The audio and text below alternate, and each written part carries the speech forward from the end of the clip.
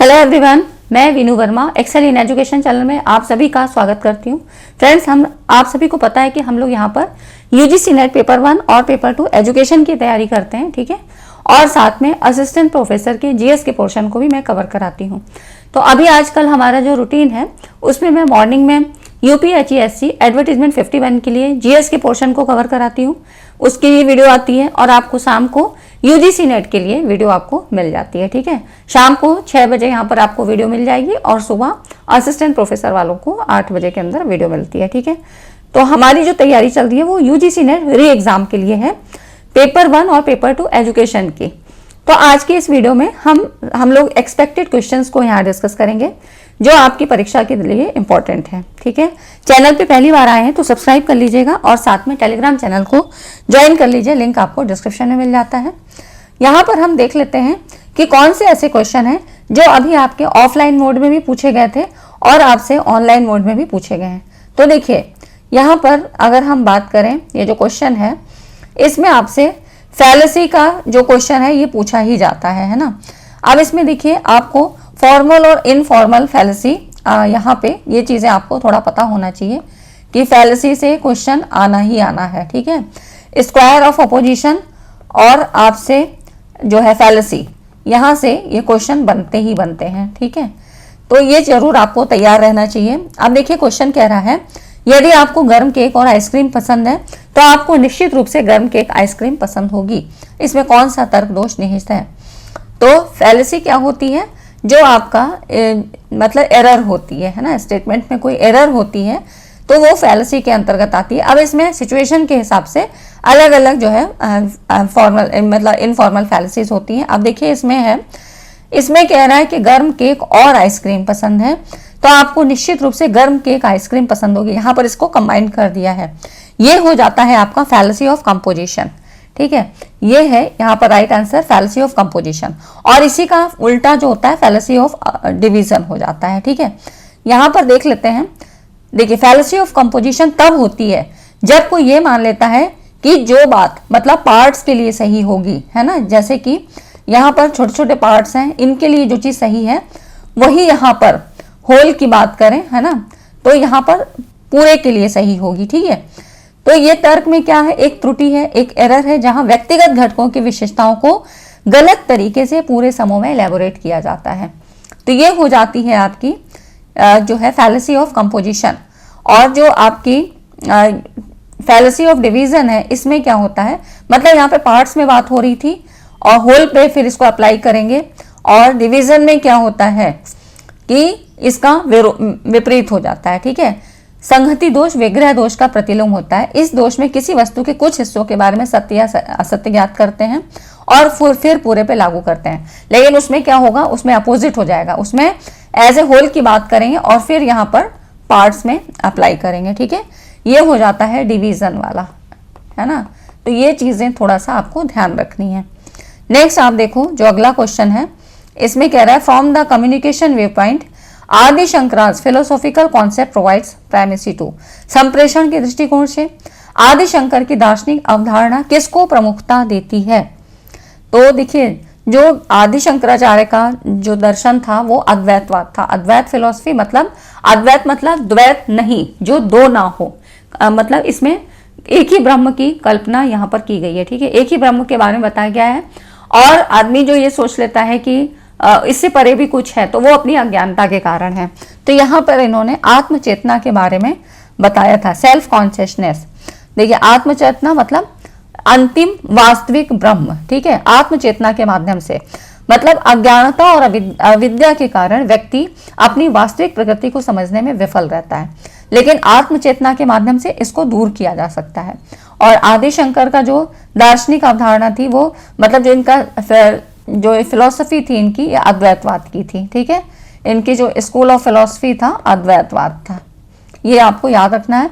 और यहाँ से कई बार मैचिंग के लिए भी पूछे जाते हैं यहाँ पर, है ना।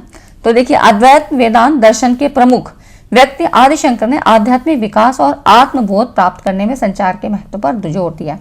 और कम्युनिकेशन से ही आपके डिफरेंट टाइप के सवाल बनते हैं, जैसे कि वेस्टर्न कम्युनिकेशन, ठीक है, वेस्टर्न कम्युनिकेशन हो जाता है।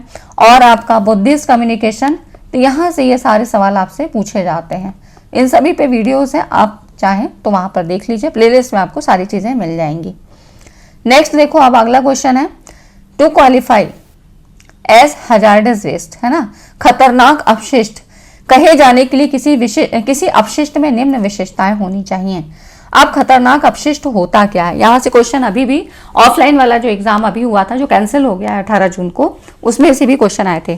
खतरनाक अपशिष्ट की बात करें तो ये जो होते हैं ठोस या अर्ध ठोस के रूप में या तरल गैस किसी भी रूप में ये वातावरण में पाए जाते हैं, और चाहे ह्यूमन बीइंग हो चाहे एनिमल बीइंग हो, ये सभी के लिए हार्मफुल होते हैं। ठीक है, ये नुकसान करते हैं। तो इस तरह से ये अपनी जो इनकी जो क्वांटिटी होती है, ये किसी भी तरह से रिएक्ट कर सकते हैं, फिजिकली जो है केमिकली, है ना। तो इस तरह से ये इनका जो है इफेक्ट होता है वो नेगेटिव वे में होता है। तो अब इसमें जो विशेषताएं होनी चाहिए खतरनाक अपशिष्ट में, तो वो कौन कौन सी हैं। तो इसमें देखिए आपकी इग्निशेबिलिटी ये भी होगा, कोरोसिविटी होगा, रिएक्टिविटी है, टॉक्सिसिटी है, रेडियो एक्टिविटी, ये सारी ही हैं। ठीक है, तो इसके जितने भी ऑप्शन है, अब ये होते क्या क्या हैं यहाँ पर देखिए। जो खतरनाक अपशिष्ट हैं वो अपशिष्ट जो सार्वजनिक स्वास्थ्य और पर्यावरण के लिए संभावित खतरा उत्पन्न करते हैं। ये सभी मानव समुदाय हो चाहे जीव समुदाय, इन सभी के लिए हानिकारक होते हैं। ठीक है, और इनसे कुछ बीमारियां भी उत्पन्न होती हैं। अब एक इनका मीनिंग क्या होता है, थोड़ा सा इनके वर्ड्स को भी जान लीजिए। टॉक्सिसिटी, विषाक्तता, ऐसे पदार्थों की उपस्थिति जो मानव स्वास्थ्य या पर्यावरण को नुकसान पहुंचाते हैं। विषाक्तता जो कि आपके कीटनाशक वगैरह है ना, ये होते हैं, पेस्टिसाइड्स होते हैं, कुछ ऐसे जो आपके कुछ लिक्विड फॉर्म में होती हैं चीज़ें जो स्प्रे वगैरह करने के लिए होती हैं, तो ये इनमें टॉक्सिसिटी पाई जाती है ना। तो ये विषाक्तता हो गई। प्रतिक्रियाशीलता, कचरे की हिंसक या विस्फोटक प्रतिक्रिया करने की प्रवृत्ति, है ना। तो इस तरह से कई बार इनकी टेंडेंसी होती है कि ये वायलेंट हो जाते हैं, कुछ जो है उनसे विस्फोट हो सकता है ना, उनमें कुछ गैसेज ऐसी होती हैं, तो ये केमिकली प्रोसेस होता है, ऐसी ये प्रतिक्रियाशीलता के अंतर्गत आता है। संक्षारकता, जिसको कोरोसिविटी कहते हैं, है ना, यहाँ पर देखिए कोरोसिविटी, धातुओं को संसारित करने या त्वचा को गंभीर रूप से जलाने की क्षमता। संक्षारण से मतलब जैसे कि आपका अगर आप लोहे के टुकड़े को बाहर छोड़ देते हो तो क्या होता है, ऑक्सीडाइज होता है, मतलब जंग लगना जिसको कहते हैं ना, तो यही हो जाता है संक्षारण। नेक्स्ट आप देखो इग्निशेबिलिटी, ज्वलनशीलता, कुछ स्थितियों में आग पकड़ने की प्रवृत्ति। कुछ ऐसे केमिकल्स होते हैं, कुछ ऐसे सब्सटेंस होते हैं जो वातावरण में अगर ऐसे रखे जाएं तो वो रिएक्ट कर लेते हैं जो एटमॉस्फेयर में चीजें हैं, और फिर क्या होती है, ज्वलनशीलता, आग पकड़ लेने की स्थिति हो जाती है। और उसके बाद है स्थायित्व, है ना, लेकिन आपके ऑप्शन में दिया है जो है रेडियो एक्टिविटी। तो परसिस्टेंस क्या है, वो समय अवधि जिसके दौरान खतरनाक घटक पर्यावरण में बिना टूटे रहते हैं, मतलब कितने समय तक एग्जिस्ट कर पा रहे हैं। ठीक है, अब देखो यहाँ पर आपका ऑप्शन दिया है रेडियो एक्टिविटी। रेडियो एक्टिविटी से मतलब है कि जो रेडियो एक्टिव एलिमेंट हैं, जैसे कि यूरेनियम हो गया, थोरियम है, इस तरह से आपका जो है ना, तो ये जितने भी पाए जाते हैं रेडियो एक्टिव एलिमेंट, रेडॉन वगैरह, ये सारी चीज़ें आपकी इसमें आती हैं, जो आपका ये हो जाता है रेडियो एक्टिव एलिमेंट। तो ये भी बहुत एक्टिव होते हैं। ठीक है, तो ये हो जाता है आपके कुछ जो रेडियो एक्टिव एलिमेंट्स हैं, वो भी यहाँ पर वातावरण में पाए जाते हैं। और इनका कुछ आपने देखा होगा मेडिकल वगैरह में भी यूज़ होता है, जैसे अल्ट्रासाउंड वगैरह करते हैं तो यहाँ मेडिकली जो रेज वगैरह डाली जाती हैं वो भी रेडियो एक्टिव एलिमेंट से ही होती हैं। लेकिन कई बार इसका हार्मफुल इफेक्ट भी होता है ना, तो इसीलिए उनकी जो रेज होती है उनका कुछ हार्मफुल इफेक्ट भी होता है, इसीलिए ये रेडियो एक्टिव एलिमेंट में रखे गए, और जो कि खतरनाक अपशिष्ट की श्रेणी में है ना, ये सारी चीज़ें। फ्रेंड्स, वीडियो अच्छा लगा तो वीडियो को लाइक एंड शेयर करें, क्योंकि जितने भी इंपॉर्टेंट कॉन्सेप्ट मतलब यहाँ पे बन सकते थे वो मैंने आपके लिए यहाँ पे लाए हैं। ठीक है, और इसी के आधार पे आपको तैयारी करनी, क्योंकि जो अभी ऑफलाइन वाला एग्जाम था उसमें भी ऐसे ही क्वेश्चन आए थे। अब इसमें कह रहा है, देखिए नंबर सिस्टम का है, तो इसमें आपको नंबर सिस्टम भी अच्छे से पढ़ लेना है। यहाँ से इसी टाइप के सवाल बनते हैं। अब देखिए आधार मतलब बेस 10 की संख्या 100 दीजिए, और बेस 6 निम्न में से किस रूप में प्रदर्शित होगा। अब बेस 6 की बात हो रही है तो आपको यहाँ पर कुछ नहीं करना है, 100 में 6 का डिवीजन करना है। ठीक है, 6 1 जा 6 है ना, और यहाँ पर 6 6 जा 30 जो है 6, रिमाइंडर बचा कितना 4।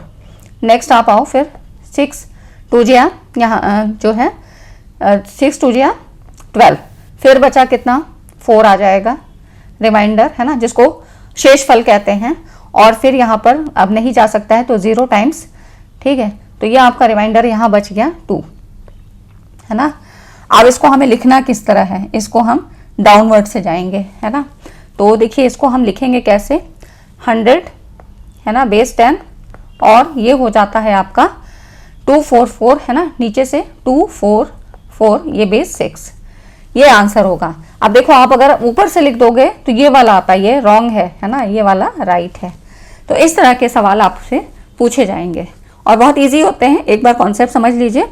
तो इसी तरह का सवाल अभी भी आपसे पूछा गया है ना, इसलिए मैंने आपको ये वाला दिया है, ठीक है। खाली नंबर्स ही चेंज होते हैं, बाकी प्रोसीजर सेम होगा सबका।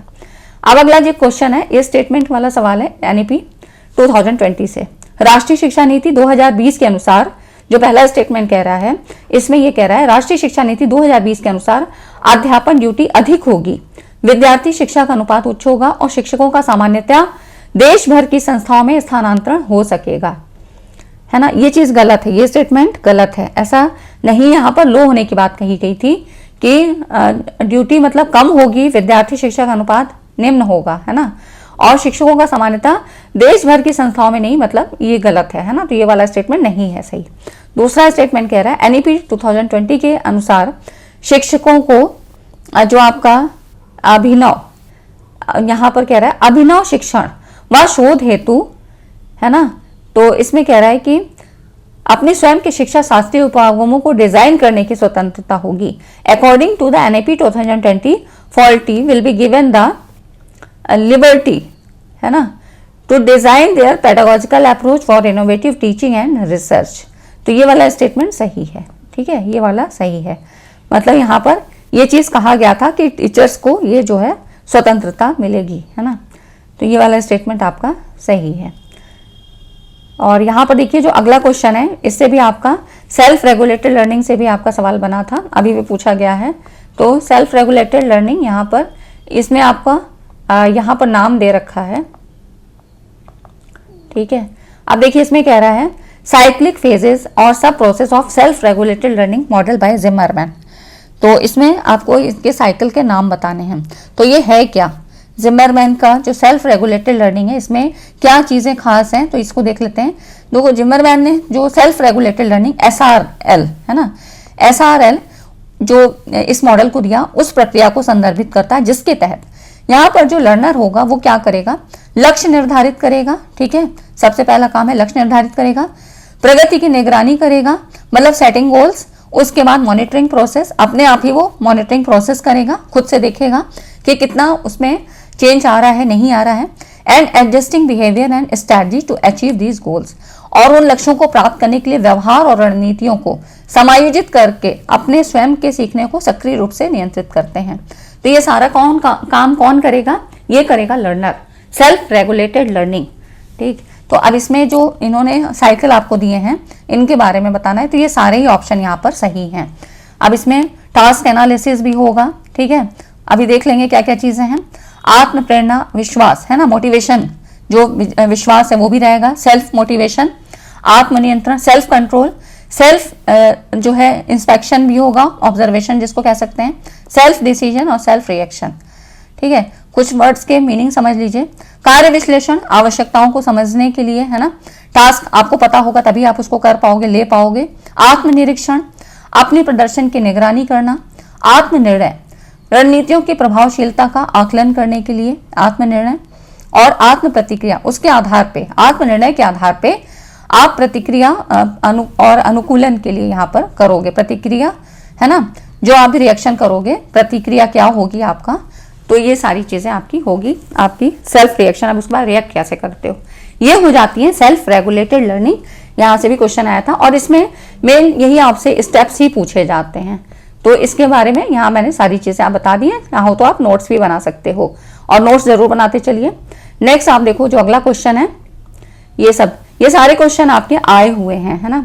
अब इसमें देखिए मैच करना है लिस्ट 1 लिस्ट 2, इसमें कंप्यूटर टर्म्स दे रखे हैं और यहाँ डिस्क्रिप्शन है, इसमें कुछ नहीं करना है। हब क्या होता है, हब जो आपका जैसे कि क्या है, किसी बड़ी चीजों का जो सम्मिलित समूह होता है ना, तो यहाँ पर नेटवर्क डिवाइसेस का यहाँ पर हो जाएगा ये। नेक्स्ट है जॉयस्टिक, क्या है, इनपुट डिवाइस है, ये यहाँ कनेक्ट हो जाएगा। नोट पैड क्या होता है, ये टेक्स्ट एडिटर होता है, ठीक है। नोट पैड आपने देखा होगा आपके डिवाइसेस में भी होता है, अगर आपके पास ये सब आईपैड वगैरह चलाते हो तो उसमें देखा होगा, है ना। एंड्रॉयड क्या है, ऑपरेटिंग सिस्टम है यहाँ पर ये इससे, ठीक है। तो ये आपका यहाँ पर देख सकते हो। हब क्या है, नेटवर्क डिवाइस है।